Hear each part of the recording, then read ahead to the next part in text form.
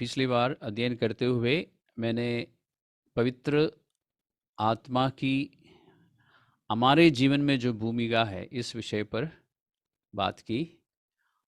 और मैंने इस बारे में बात की, परमेश्वर का आत्मा जो है यानी पवित्र आत्मा हमें कन्विंस करता है, हमें यकीन दिलाता है, हमें विश्वास दिलाता है कि हमें इतनी अच्छी तरह से समझाता है हमारे विषय में।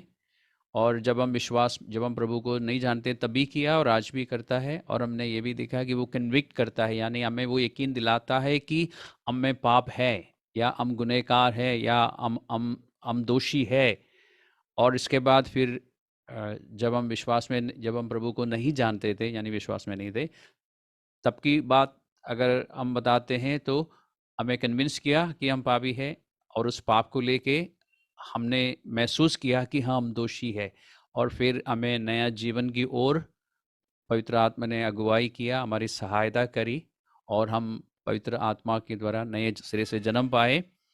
और उसके बाद पवित्र आत्मा क्या करता है तब से लेके आज तक, और जब तक हम जीवित हैं, पवित्र आत्मा एक और काम करता है, हमें प्रभु में बढ़ने में हमारी सहायता करता है, हमारे लिए पवित्र शास्त्र की शिक्षा देता है। जब हम पवित्र शास्त्र बाइबल पढ़ते हैं तो पवित्र आत्मा उन बातों में जिनको हम पढ़ रहे हैं प्रकाश डालता है कि हमें समझ आता है।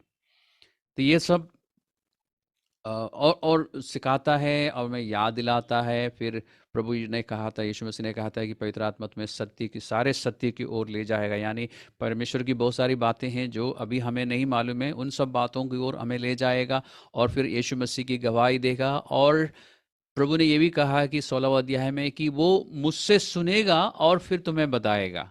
और इसमें आप देखेंगे कि पिता, पुत्र और पवित्र आत्मा तीनों एक साथ काम कर रहे होते हैं। जबकि मैंने पिछले सेशन में आपको बताया था कि पिता और पुत्र जो है इस समय स्वर्ग में है और पवित्र आत्मा पृथ्वी पर है। लेकिन पवित्र आत्मा जो भी कर रहा है वो पिता और पुत्र के साथ मिलकर कर रहा है, यानी हमारे पास तीनों हैं। यीशु मसीह ने चेलों को कहा था कि मैं तुम्हें अनाथ नहीं छोड़ूंगा, और वो अनाथ नहीं छोड़ा क्योंकि यीशु मसीह पवित्र आत्मा के द्वारा हर एक विश्वासी के अंदर है। अब हम चलते हैं पिछले एक सेशन में इस बारे में चर्चा हुई थी, आज भी किसी ने जिक्र किया कि यदि हम प्रभु को प्यार करते हैं तो उसकी आज्ञाओं को मानेंगे। 14वां अध्याय का 15वां पद। और ध्यान रखिए, हम तीनों अध्यायों में से कुछ कुछ बातों को एक साथ देखेंगे और फिर हो सकता नहीं और पुस्तकों में भी हम जाएंगे। और पवित्र आत्मा की जो भूमिका है हमारे जीवन में, पवित्र आत्मा क्या करता है, उन सब बातों को हम सीखने की कोशिश कर रहे हैं ताकि हम उसको प्रैक्टिस कर सके।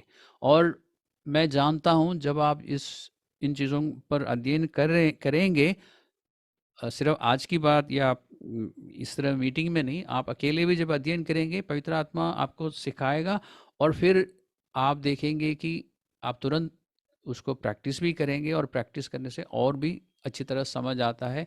और हमारी कोशिश ये होनी चाहिए कि पवित्र आत्मा के साथ हमारा अच्छा रिश्ता बन जाए, या अगर हम दोस्ती शब्द इस्तेमाल कर सकते हैं तो हमारी अच्छी दोस्ती बन जाए। और हमें एक और शब्द है अंग्रेजी में, सेंसिटिव हो जाए, हमें पता चल जाए कि इस समय पवित्र आत्मा मुझे कुछ बता रहा है, कि हम हमारे आत्मिक कान इतना तेज हो कि हमें समझ आए कि ये पवित्र आत्मा है।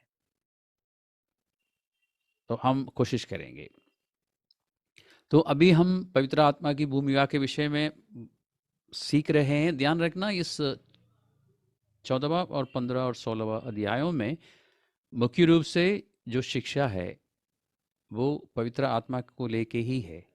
और पवित्र आत्मा को लेके बात करते हुए या समझाते हुए यीशु मसीह 14वां अध्याय का 15वां पद में कहता है, यदि तुम मुझसे प्रेम रखते हो तो मेरी आज्ञाओं को मानोगे। If you love me you will obey my commands और कमांडमेंट्स। इतना तो इजीली समझ आता है। और ध्यान रखना, हम जब स्टडी करते हैं सबसे पहले जो लिखा है उसको पढ़ना और देखना है कि एक या दो बार पढ़ने से क्या समझ आता है? पहले गहराई की ओर जाने की कोशिश मत करना। पहले जो ऊपर ऊपर देख रहा है, पहले उसको पढ़ो और उसको समझने की कोशिश करो, उसके बाद गहराई की ओर जाना, नहीं तो आप गलत इंटरप्रिटेशन, गलत मतलब निकालेंगे। यहाँ पे प्रभु ने कहा कि यदि तुम मुझसे मुझे प्यार करते हो तो मेरी आज्ञाओं को मानोगे। और फिर यूहन्ना की पत्री में से हमें मालूम है कि परमेश्वर की आज्ञाएं कठिन नहीं है। और ये बात यीशु मसीह, जैसे मैंने कहा, कि पवित्र आत्मा के बारे में सिखाते हुए कह रहा है। इसलिए इन बातों को, या इस पर्टिकुलर बात को, कि यदि तुम मुझसे प्रेम रखते हो तो मेरी आज्ञाओं को मानोगे, उस बात को भी और बाकी बातों को जो हम आगे सीखेंगे, उन सब बातों को पवित्र आत्मा की शिक्षा के संदर्भ में ही पढ़ना। क्योंकि यहाँ पे मुख्य विषय जो है इन अध्याय में पवित्र आत्मा है। तो हमें कुछ कुछ समझ आएगा और हमारे लिए समझना आसान होगा। मैं समझता हूं कि आज्ञाओं को मानने की फिक्र करने से या चिंता करने से ज़्यादा अच्छा रहेगा अगर हम प्रभु को प्यार करने के बारे में सोचते हैं तो। क्योंकि प्रभु ने कहना कि यदि तुम मुझसे प्रेम रखते हो, मुझसे प्यार करते हो, तो मेरी आज्ञाओं को मानोगे। लेकिन ज़्यादातर हमारा फोकस कहाँ पे होता है? प्रभु की आज्ञाओं को मानना है। लेकिन मुझे समझ आता है इसमें से कि हमें प्यार के ऊपर फोकस रखना चाहिए। अगर हम प्रभु को प्यार करेंगे तो अपने आप ही हम आज्ञाओं को मानेंगे। ये सुन के आपको क्या लगा? देखिए, आपको ऐसा दिख रहा है? पवित्र आत्मा आपको ये बता रहा है। और मत्ती का 22वां अध्याय का 37वां पद, 37 और 38 में प्रभु यीशु मसीह से जब सवाल पूछा गया था, यीशु मसीह ने कहा कि सबसे बड़ी और मुख्य आज्ञा ये है कि हम परमेश्वर को अपने पूरे दिल से, पूरे मन से, पूरी ताकत से, पूरी बुद्धि से प्यार करें, और उसी उसी तरह दूसरों को भी प्यार करें। तो परमेश्वर की सारी आज्ञाओं का निचोड़ जो है, परमेश्वर को प्यार करना है। तो इसलिए हमें प्यार पर ध्यान देना चाहिए। एक और बात ध्यान रखना यहाँ पर, और ये बात थ्रू आउट पूरे अध्ययन में हमें ध्यान रखना है, इसलिए आप जो नोट लिखते हैं लिख लीजिए। इस समय जब प्रभु यीशु मसीह बात कर रहा है, इस 14 अध्याय में और 15 में और 16 में, प्रभु का जो ऑडियंस है, यानी किन लोगों से प्रभु यीशु मसीह बात कर रहा है? पहला अध्याय से लेके 12 तक यीशु मसीह सभी लोगों से बात कर रहे थे। उसमें यीशु मसीह के चेले भी थे, ज्यादातर उसमें यहूदी लोग थे।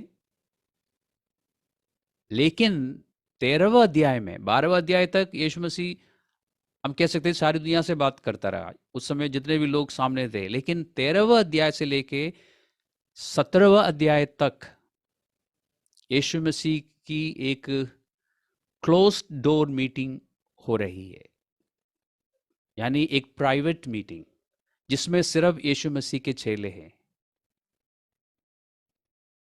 13वें अध्याय में आपको याद होगा, यीशु मसीह ने अपने चेलों के पैर धोए। 13वें अध्याय में वो 12 प्रेरित थे। लेकिन ये मैं 13वें अध्याय की बात कर रहा हूं। लेकिन कुछ समय बाद कुछ हुआ, उस बारे में हम चर्चा करेंगे। तो फिलहाल यीशु मसीह उन प्रेरितों से बात कर रहा है, चेलों से, विशेष करके उन प्रेरितों से, यानी जिन लोगों ने यीशु को मसीहा माना, उनसे बात हो रही है। ये आप ध्यान रखना। 14वां अध्याय, 15वां अध्याय, 16वां अध्याय और 17वां में तो यीशु मसीह प्रार्थना कर रहा है।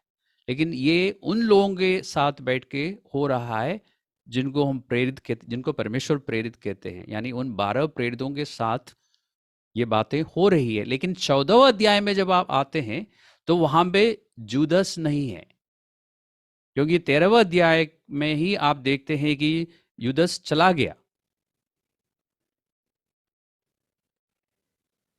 तो ये इस बात को ध्यान में रखते हुए पढ़ना कि यीशु मसीह उन लोगों से बात कर रहा है जिन्होंने यीशु को अपना मसीहा माना। आज की भाषा में अगर हम बात करें तो यीशु मसीह उन लोगों से बात कर रहा है जिन्होंने नए सिरे से जन्म पाया। इस बात को ध्यान में रखते हुए जब हम अध्ययन करेंगे तो और भी आसान हो जाता है।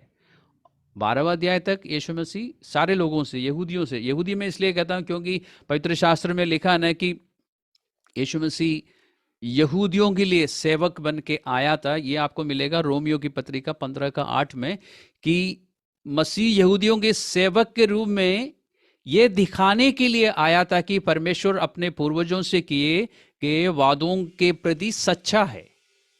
यानी परमेश्वर की विश्वास योग्यता प्रकट करने के लिए यीशु मसीह यहूदियों का सेवक बन के आया था। इसलिए यहूदा में रहा या पूरा इस्राएल में रहा।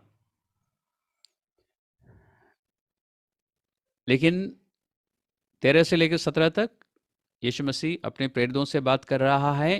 13वां अध्याय में जैसे मैंने आपको कहा था 13 31 में, वर्ष मिल गया मुझे, मेरे इसमें आ गया। 13 31 में आपको दिखाई देगा कि या पढ़ने को मिलेगा कि जूदस जो है चला गया, यहूदा चला गया। यानी 13 31 के बाद जो बात हो रही है 11 प्रेरितों से हो रही है।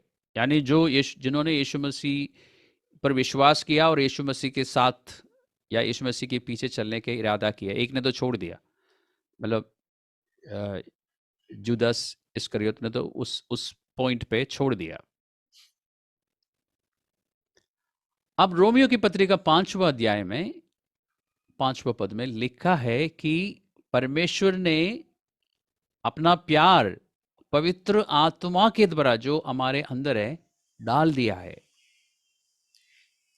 हम इस बात को इस तरह से भी कह सकते हैं कि पवित्र आत्मा का हम में होना इस बात का सबूत है कि परमेश्वर हमसे प्यार करता है। और दूसरी बात, परमेश्वर हमसे इतना प्यार करता है क्योंकि उसने हमें पवित्र आत्मा दिया ताकि पवित्र आत्मा हमारे अंदर परमेश्वर का प्यार भर दे। ये रोमियो की पत्रिका 5वां अध्याय का 5वां वर्ष का मतलब मैं बता रहा हूं आपको। तो जब तक मैंने आपको बताया ना कि पवित्र आत्मा जो हमारे अंदर है वो इस बात का सबूत है कि परमेश्वर हमसे प्यार करता है। इसका मतलब जब तक आप में पवित्र आत्मा है आप प्यार कर सकते हैं परमेश्वर को भी और दूसरों को भी। और कब तक रहेगा पवित्र आत्मा? वो सदा के लिए है। जब तक आप इस पृथ्वी में जीवित है पवित्र आत्मा आपके साथ है, आपके पास है। यानी हम अपने आत्मा में, अपनी अपनी आत्मा में पवित्र आत्मा के कारण हम परमेश्वर को प्यार करने की इच्छा रखते हैं और दूसरों को भी उसी तरह प्यार करने की इच्छा रखते हैं। लेकिन हमारा पुराना स्वभाव जो है, ध्यान से सुनिए, हमारा पुराना स्वभाव जो है, हमारा ध्यान हमेशा दुनिया की तरफ ले जाता है और दुनिया की बातों में हमारे ध्यान को इतना लगवा देता है कि हम दुनिया की चीजों को ज्यादा प्यार करना शुरू कर देते हैं।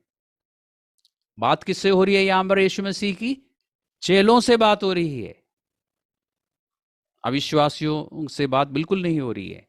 उन लोगों से बात हो रही है जिन्होंने विश्वास किया और उसके पीछे चलने का इरादा कर लिया, उन लोगों से बात हो रही है।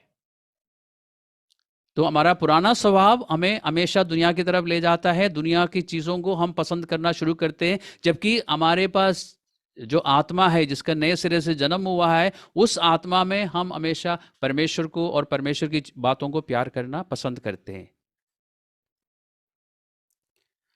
लेकिन पवित्र आत्मा हमारी सहायता करता है ताकि हम परमेश्वर पर ध्यान करें, यानी यीशु मसीह पर ध्यान करें और यीशु मसीह को प्यार करना शुरू करें।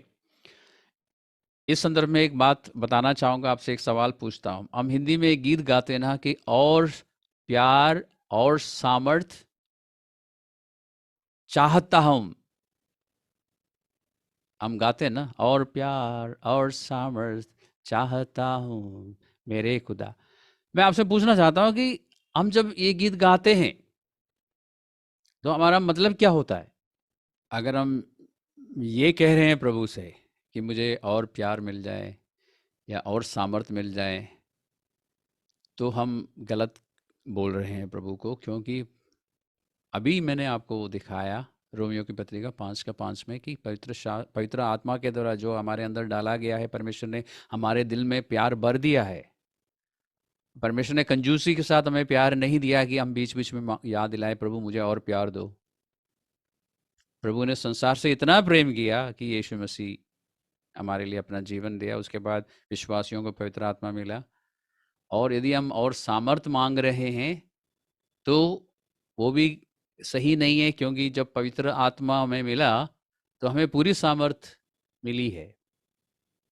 तो फिर हम क्या मांग रहे हैं? देखिए, हमें गीत गाते समय भी, ओके, यहाँ पे मैं पॉज करता हूँ। यूहन्ना का 4:24 में परमेश्वर ने, प्रभु यीशु मसीह ने क्या कहा आराधना को लेके? कि हमारी आराधना आत्मा में हो और सत्य में हो, या हिंदी में शायद सच्चाई लिखा होगा। यानी हम आराधना में अगर कुछ बोलते हैं या कुछ गाते हैं, वो हमारे हृदय से निकले और परमेश्वर के वचन के अनुसार हो। 4:24 में ऐसे ही लिखा है, सत्य में और आत्मा में आराधना करें। हम यूहन्ना के सुसमाचार में ही है ना, तो एक बार देख लेते हैं।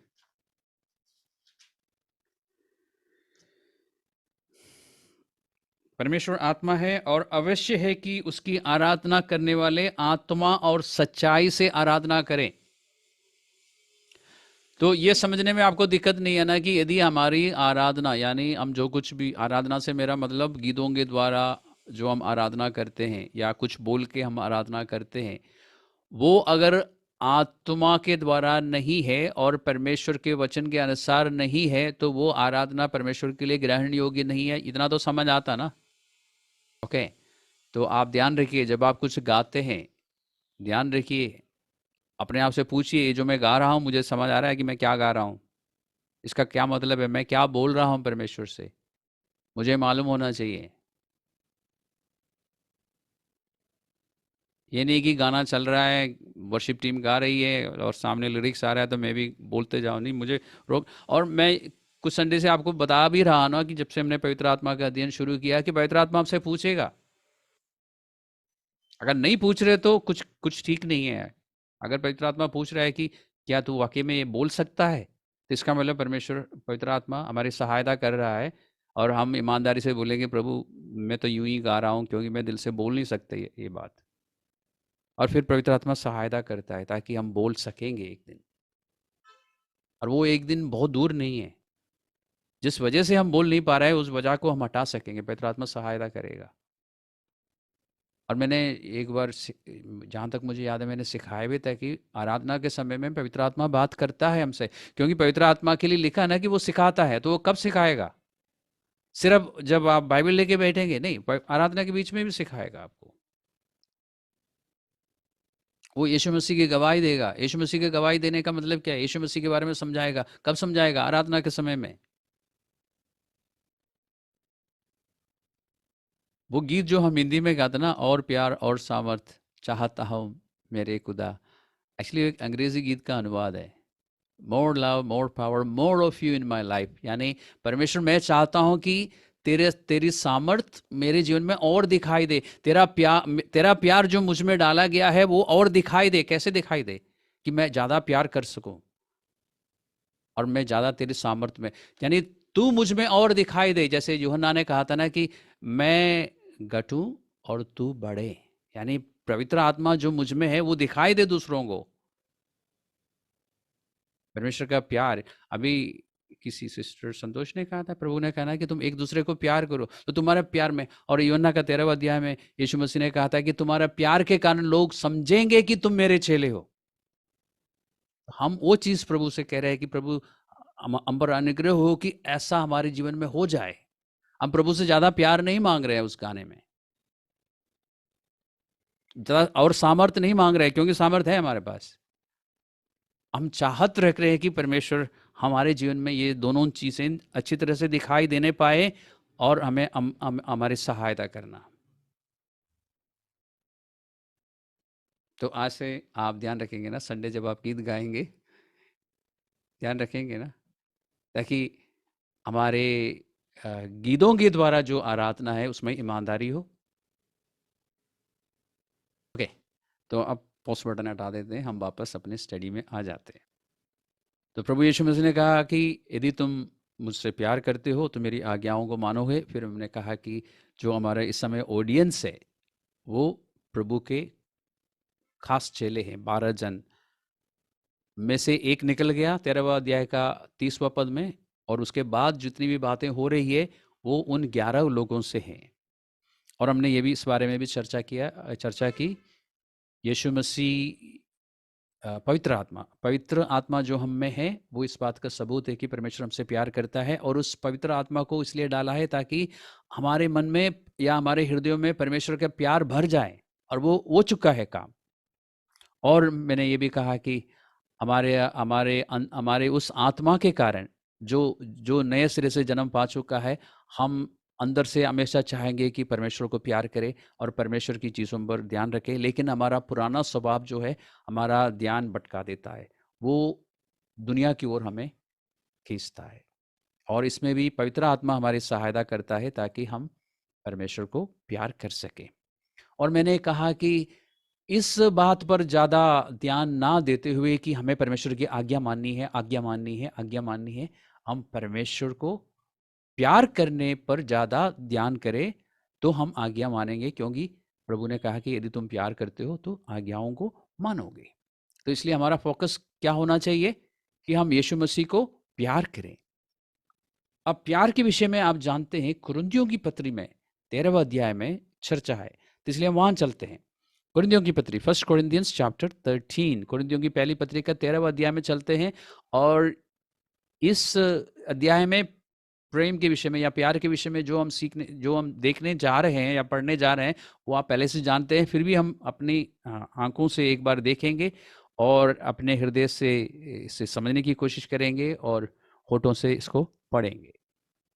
तो मैं चाहूँगा कि मैं एक बार हिंदी में पढ़ लेता हूँ, और आप लोग, आपके पास जो इंग्लिश रखने वाले हैं, अब अंग्रेज़ी में जो भी आपके पास वर्जन है उसको एक बार पढ़िए, और मैं हिंदी में पढ़ता हूँ। प्रेम धीरजवंत है और कृपालु है।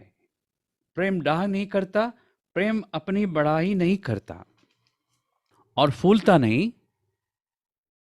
वो अनरीति नहीं चलता, वो अपनी भलाई नहीं चाहता, झुंझलाता नहीं, बुरा नहीं मानता, कुकर्म से आनंदित नहीं होता, परंतु सत्य से आनंदित होता है।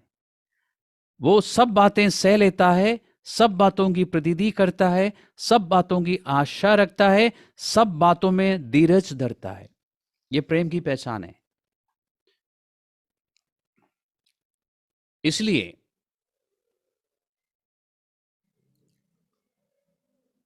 अगर आप परमेश्वर को प्यार करने की कोशिश में हैं, अगर आप चाहते हैं कि मैं जितना अभी तक किया उससे ज़्यादा करूं, तो आप इस पुस्तक की इन बातों पर ध्यान देते रहिए। यहाँ पर आप जो पढ़ रहे हैं ना कि प्रेम धीरजवंत है, या प्रेम कृपालु है, या प्रेम दाग नहीं करता, इसको आप इस तरह से भी पढ़ सकते हैं। यीशु मसीह धीरजवंत है, यीशु मसीह कृपालु है, यीशु मसीह डाह नहीं करता, यीशु मसीह अपनी बड़ाई नहीं करता और फूलता नहीं और अनरीति नहीं चलता। यीशु मसीह अपनी भलाई नहीं चाहता, झुंझलाता नहीं, बुरा नहीं मानता। इस तरह जहां पर प्यार शब्द है ना, या हिंदी बाइबल में या प्रेम शब्द है, उसको उसकी जगह पर आप यीशु या यीशु मसीह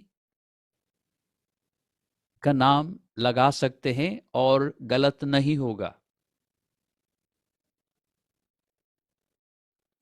लेकिन मैं अपना नाम नहीं लगा सकता वहां पर।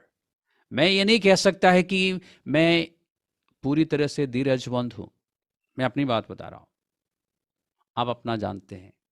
तो जब आपको ऐसा लगता ना है कि मैं परमेश्वर को बहुत प्यार करता हूं, या मैं हिम्मत करके बोलूं कि जब हम इस गलत फहमी में होता ना कि हम परमेश्वर को बहुत प्यार करते हैं, जैसे मैं रहता था। और कुछ दिन पहले मैंने इसको एक अपना जांच किया, जैसे कोविड टेस्ट होता ना, वैसे मैंने अपना टेस्ट किया, लव टेस्ट। और मैंने देखा कि अभी धीरज की कमी है, पेशेंस की कमी है। इसलिए मुझे गलत फहमी में नहीं रहना चाहिए कि मैं बहुत प्यार करता हूं परमेश्वर को, और उसके आगे मैं बढ़ा नहीं। जब पहले वाले में ही पता चला कि अभी कमी है, तो दूसरे के दूसरे दूसरे पॉइंट में जाने की मुझे ज़रूरत नहीं लगी। और मैं अपने आप को कहा, मैंने रीना से भी कहा कि हम लोग वॉकिंग कर रहे थे, हाँ धीरज की कमी है। तो फिर इस तरह से मुझे पता चल रहा है कि अभी और मुझे क्या करना चाहिए। जब मुझे पता लगता है कि धीरज की कमी है, तो ऑब्वियसली मैं उतना प्यार नहीं कर रहा हूँ परमेश्वर को जितना मुझे करना चाहिए। तो मैं किससे मदद मांगूंगा? पवित्र आत्मा से, क्योंकि वो ही मेरा सहायक है। परमेश्वर को प्यार करने में और कोई इंसान मेरी सहायता नहीं कर सकता। पवित्र आत्मा से सहायता मांग सकता हूँ, और वो सहायता देता है। और ये कहना सही नहीं होगा कि देखो मैं तो ऐसा ही हूँ, मेरा पिता भी ऐसे ही थे और मेरा दादाजी भी ऐसे ही थे। ये कहना बेकार की बात होगी।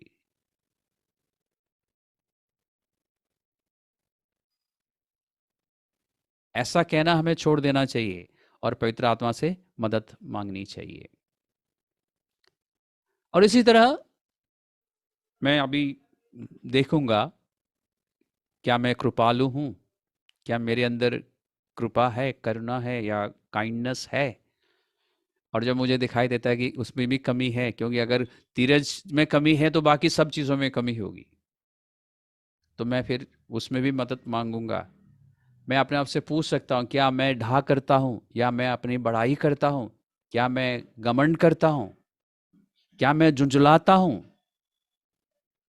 और हिंदी में जो लिखा है ना, एक चीज़ मैं आपका ध्यान में लाना चाहता हूँ हिंदी पढ़ने वालों के लिए, या हिंदी में जो हिंदी बाइबल यूज़ करते हैं उनके लिए, कि ये यहाँ पे लिखा ना कि वो अ, बुरा नहीं मानता। ये ट्रांसलेशन, अनुवाद जो है थोड़ा सा हल्का है।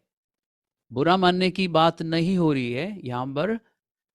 इस यहाँ पे बताया जा रहा है कि वो बुराइयों का रिकॉर्ड नहीं रखता, यानी उसका चिट्ठा नहीं बनाता कि इसने मेरे साथ ये बुराई की, उस दूसरे ने मेरे साथ ये बुराई की, उसको बना के अपने लॉकर में नहीं रखता।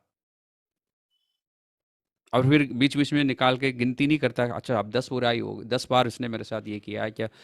ऐसे बुराइयों की चिट्ठा नहीं बनाता, पर्चियां नहीं बना के संभालता, लिस्ट नहीं बनाता। इसका मतलब ये है, ये ध्यान में रखना। ये नहीं कि बुरा नहीं मानता, बुरा तो कई बार हमें लग जाता है थोड़ी देर के लिए, तो उस बारे में बात नहीं हो रही है।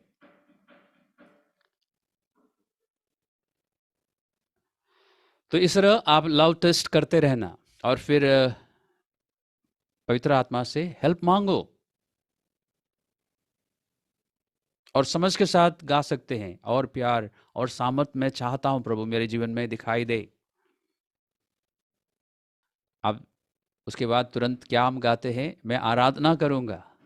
और आराधना आप कैसे करते हैं? आराधना आपके मन में परमेश्वर के प्रति जो प्यार है उसका सबूत है। एनीवे, हमारा विषय आराधना नहीं है, इसलिए मैं ज़्यादा जाना नहीं चाहता उसमें। तो प्रभु यीशु मसीह ने कहा कि यदि हम प्रभु को प्यार करते हैं तो उसके आज्ञाओं को मानेंगे, और हम उसको प्यार करने के बारे में ज़्यादा सोचेंगे, उस पर ज़्यादा ध्यान रखेंगे, और अपना प्यार की जांच करते रहेंगे, और पवित्र आत्मा से सहायता मांगेंगे। और जब प्यार हम करेंगे तो आज्ञा का पालन जो है होता रहेगा। तो आज जो मैंने जो बातें बताई, और पवित्र आत्मा ने उन बातों को लेके आपके मन में, आपकी आत्मा में कुछ तो कहा होगा, अप्रूवल दिया होगा, नहीं दिया होगा, आपको मालूम है। तो जो बातें समझ आई, जो आप बातें आपको लगता है कि हाँ ये सही है, उसको प्रैक्टिस करना शुरू कीजिए। लव टेस्ट जरूर कीजिए, करते रहिए, आप आज्ञाओं को मान सकेंगे और आप कामयाब हो जाएंगे। पवित्र आत्मा के साथ हमारा रिश्ता, हमारी दोस्ती इस तरह से बनेगी और वो बरकरार रहेगी। हर बात के लिए और हर बात में पवित्र आत्मा से पूछने की आदत डालो, सहायता मांगने की आदत डालो। और एक हफ्ता, पूरा एक हफ्ता आप करते रहेंगे तो अगले अगले हफ्ते जब आएंगे आपके पास बताने के लिए बहुत कुछ होगा। और आप बुधवार तक इंतज़ार मत करना इन तीनों अध्यायों को पढ़ने के लिए, बीच बीच में निकाल के पढ़ना शुरू कीजिए। ये आपके अपने फायदे के लिए है। मैंने जब इन अध्यायों को पढ़ना शुरू किया तो मुझे बहुत फ़ायदा मिला और मैं आनंद ले रहा हूँ इस बात का। तो आपके आपके साथ भी अलग अलग किस्म का एक्सपीरियंस होगा पवित्र आत्मा के से समझने का, पवित्र आत्मा के संग चलने का।